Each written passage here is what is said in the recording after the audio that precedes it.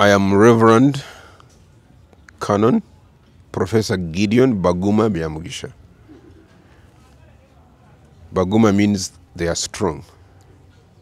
Byamugisha means they are blessed. I'm a teacher by profession.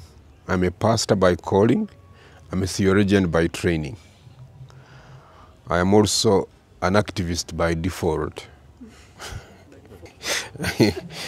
In other words, I hadn't planned that one day I will be an activist.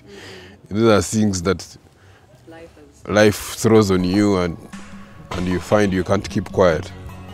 Byamugisha is indeed a man of titles, and not forgetting his other name, Baguma, which means they are strong in his Kinyankole language. At 60 years of age, the man of God has held on to life through the meanings of his name. It has never been all rosy for Byamugisha. On the 29th of August 1959, in Indora County, Kabale District, a baby boy was born, taking up the firstborn position to his parents Mary Changwa Karakabire and his late father, John Bernard Karakabire, who had just lost their first baby boy not long ago. Unlike Changwa's first pregnancy, Byamugisha's was different. The pregnancy took 2 years. My childhood was mixed, full of anxiety, stress, illness, but also survival. The first childness in the womb, I'm told I stayed 2 years in the womb instead of 9 months. So that was already a challenge. What are you doing in your mother's womb for 2 years? My mother doesn't know, but she noticed that the womb was not getting out and it was not getting bigger. And then after some point, it began growing again, and I was delivered. Lucky enough, Changwa's other 9 pregnancies were different from Byamugisha's. Born to a housewife and a lay reader father, the family did not live a luxurious lifestyle. Byamugisha's mother had to toil to provide for her family, while her husband was on missionary services across the western part of Uganda. At 4 months old, he stopped breastfeeding because his mother was expecting another child. This imposed another threat to his health. In no time, he recollects falling terribly sick. By the year 2, I was already encountering so many illnesses, including one that became so complicated that they had to think of taking me to Dr. Sharp, who was a missionary doctor handling leprosy patients in Bwama Islands in Lake Bunyonyi. So the disease I had, because people couldn't diagnose what it was, they said, maybe try Dr. Sharp. And then my mother went, but she found the government engine boat had already left. But I was very sick and she couldn't just turn about and go. As she was praying and saying, God, what do I do next? A young kid of 12 years, a girl, came in a canoe. And my mom said, wow, this is a miracle. As it can be expected, nature was not ready to side with a mother who was not ready to lose a second child to a disease she did not even have any idea about. The canoe started to drown. She had to do what people who live near lakes know, that you can balance the boat by removing the water as it enters. So she strapped me on the back and began using her hands to remove the water. But the process of bending and turning loosened the shore, and I fell in the water. This is a tragic memory Byamugisha, whose name means blessed, has never forgotten. Naturally, she saw me come back, and I don't know. I can't calculate the distance, but people who are in the lakes, around the lakes, they tell you that before you drown completely, the water brings you first time, second time, the third time you don't come back. So I'm told she lifted me around the second time. Sadly, after spending 9 months at Dr. Sharp's hospital, little Byamugisha did not show any improvement. At this point, many people refer to the disease as leprosy. At the point of giving up, Byamugisha's grandmother is said to have sought divine healing from God.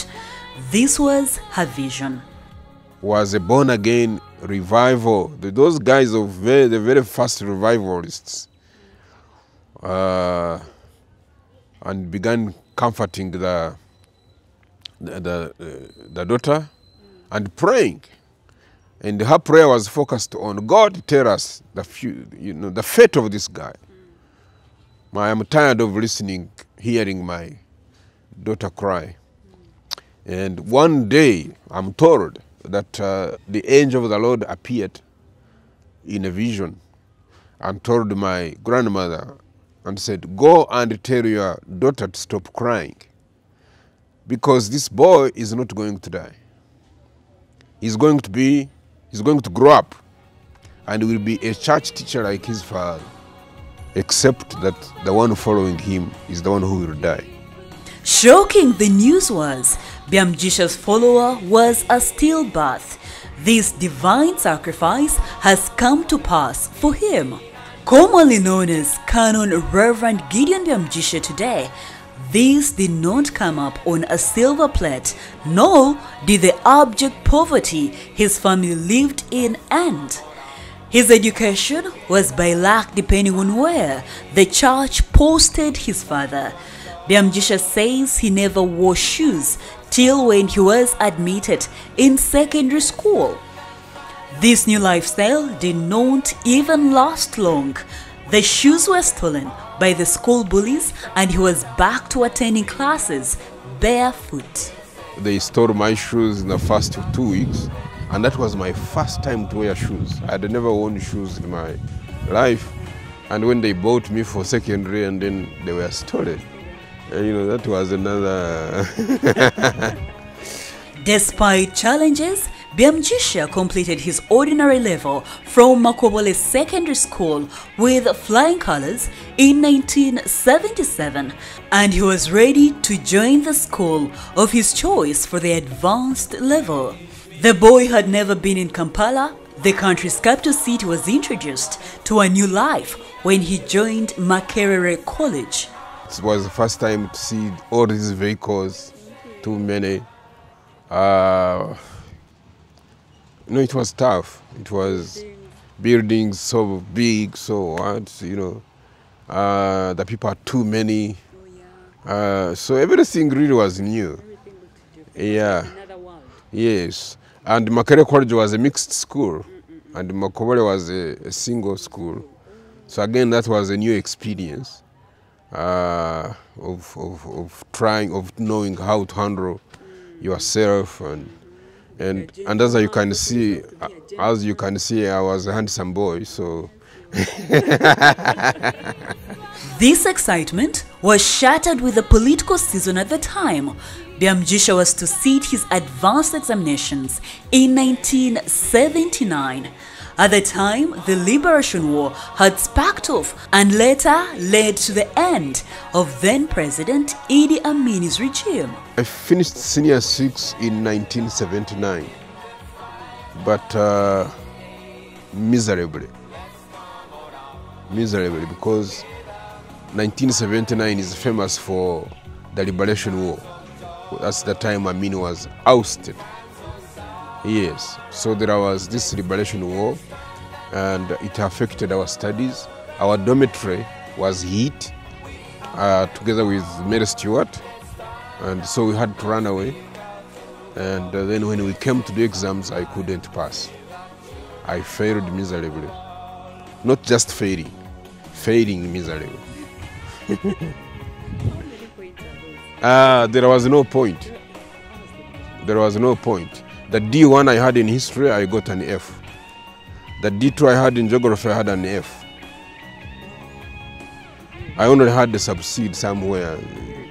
The bad results he got from Makerere College did not deter him from repeating the advanced stage, this time from a different school, and presenting his results from ordinary level and disguising not to have sat for senior 6 due to personal reasons. So what I did, I pulled out my O level, because that one was good. 16 in 6, 28 in 8. There is no F's anywhere, there is, D's and so that's what I presented at Makerere High School. I wanted something to have Makerere in it, but not Makerere College. So I went to Makerere High School. It was just beginning, and I presented and they asked me, but where have you been all this time? 1977 is when you finished, and this is 1981. I don't know what I told them, but it was not truth. At 23 years of age, he joined Makerere University and graduated with a bachelor's degree in education.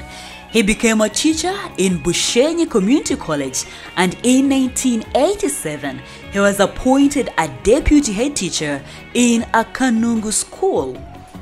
Growing into a more responsible man, Byamugisha got married to a beautiful woman named Kellen. This love story was, however, short-lived and was a beginning of a whole new chapter. He lost his wife to what later got to be known as HIV/AIDS. In the second episode, we will unravel the twists and turns in Gideon Byamugisha's life, who till today does not know how he contracted HIV/AIDS. I am Rethina Seje reporting for New Vision TV.